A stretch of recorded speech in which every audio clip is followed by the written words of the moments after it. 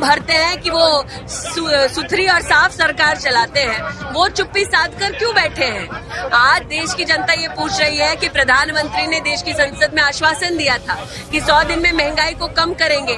फिर बार बार करीबन 17 से 18 बार प्रधानमंत्री के कार्यालय ने और कांग्रेस की सरकार ने पेट्रोल और डीजल के दाम क्यों बढ़ाए हैं? ये बात 8 साल पुरानी है। तब केंद्र में मनमोहन सिंह की सरकार थी, विपक्ष में थी भारतीय जनता पार्टी। उस पार्टी के नेता तब पेट्रोल, डीजल और महंगाई को लेकर ऐसे ऐसे दावे करते थे, इतनी बड़ी बड़ी बातें करते थे कि लगता था अगर ये सत्ता में हो तो अच्छे दिन तो आ ही जाएंगे। अब सुनिए क्या कहा था उस वक्त के गुजरात के मुख्यमंत्री रहे नरेंद्र मोदी ने महंगाई को लेकर। भाइयों बहनों, अब तो 1 साल से महंगाई के विषय पर बोलना ही बंद कर दिया। उन्हें चिंता नहीं है और उन्होंने वादा किया 100 दिन में महंगाई कम कर। आदरणीय प्रधानमंत्री जी, आप महंगाई कम कर पाओ या न कर पाओ, कम से कम अटल बिहारी वाजपेयी जहां छोड़ के गए थे वहां तो ला करके रख। अब अगर उस वक्त के नेता और गुजरात के मुख्यमंत्री रहे नरेंद्र मोदी की बात माने तो अटल बिहारी वाजपेयी के कार्यकाल के अंतिम दिनों में यानी मई 2004 में पेट्रोल की कीमत करीब 35 रुपये 71 पैसे हुआ करती थी। आज की तारीख में पूरी दुनिया को पता चल ही गया है कि भारत में पेट्रोल की कीमत 100 रुपये के पार चली गई है। खैर छोड़िए, बीजेपी के एक नेता ने तो सरकार को चैलेंज करते हुए यहाँ तक दावा कर दिया था कि वो दिल्ली में वाजपेयी की सरकार से भी सस्ता पेट्रोल दे देंगे, यानी कि 35 रुपये से भी कम पेट्रोल दे देंगे। हम चैलेंज करते सरकार को कि पूरी तरह से रिफाइंड पेट्रोल दिल्ली में 34 रुपए से मिल सकता है, मुंबई में 36 रुपए से मिल सकता है, तो उसके दुगुने दाम क्यों है? ये लूट है और तुरंत ये कीमतें जो बढ़ाई है वो वापस लेनी है। बीजेपी के उस वक्त के नेता तो इतने मजबूत थे कि कांग्रेस पार्टी सिलेंडर के दामों को 50 रुपये बढ़ाने की कोशिश करती तो बीजेपी के नेता हंगामा कर देते और फिर सरकार को फैसला वापस लेना पड़ जाता। बीजेपी के दिग्गज नेता शहनवाज हुसैन ने एक प्रेस कॉन्फ्रेंस में खुद इस बात की तस्दीक की थी कि और कहा था कि वापसी नहीं हुई तो वो संसद से सड़क तक आंदोलन कर देंगे। कल भारतीय जनता पार्टी ने ये दबाव बनाया था कि रसोई गैस की कीमत सरकार नहीं बढ़ाए। आज उन्होंने रसोई गैस की जो कीमत है उसको बढ़ाने के लिए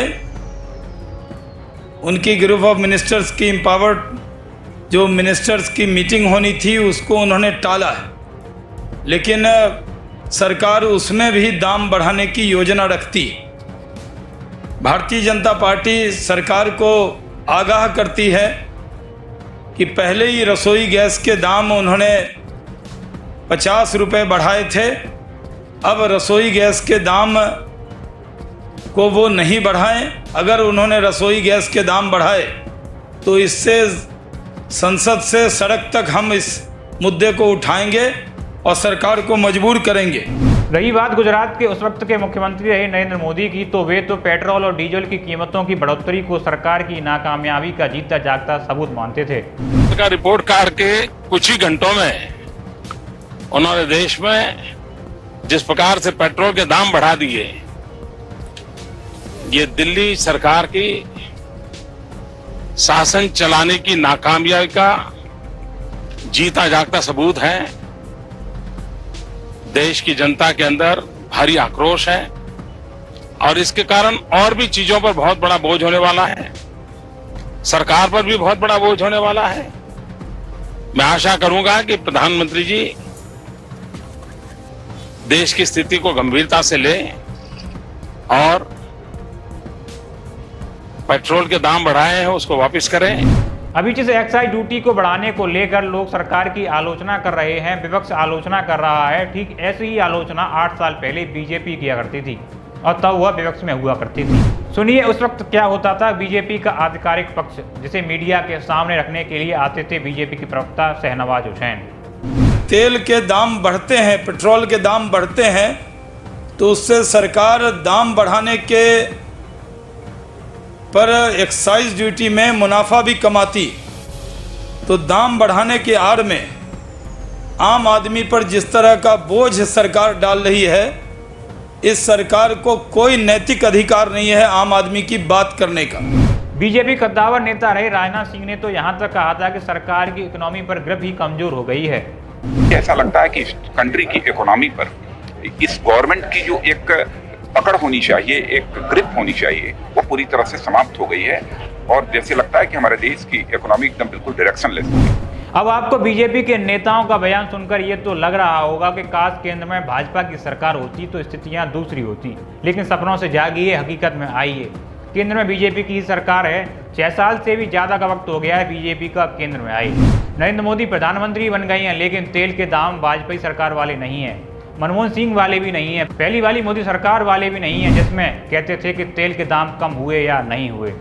पेट्रोल के दाम कम हुए कि नहीं हुए, डीजल के दाम कम हुए कि नहीं हुए, आपका फायदा हुआ कि नहीं हुआ। अगर मोदी का नसीब देश की जनता के काम आता है तो इससे बढ़िया नसीब की बात क्या होती है। अब तो दाम 100 के पार हैं। पिछले 6 साल से मोदी जी ही प्रधानमंत्री हैं, लेकिन बढ़ती हुई कीमतों के लिए अब भी पुरानी सरकारों को ही कोस रहे हैं। जरा सुनिए उन्होंने क्या कहा। India imported over 85% of oil and 53% of gas to meet the domestic demand.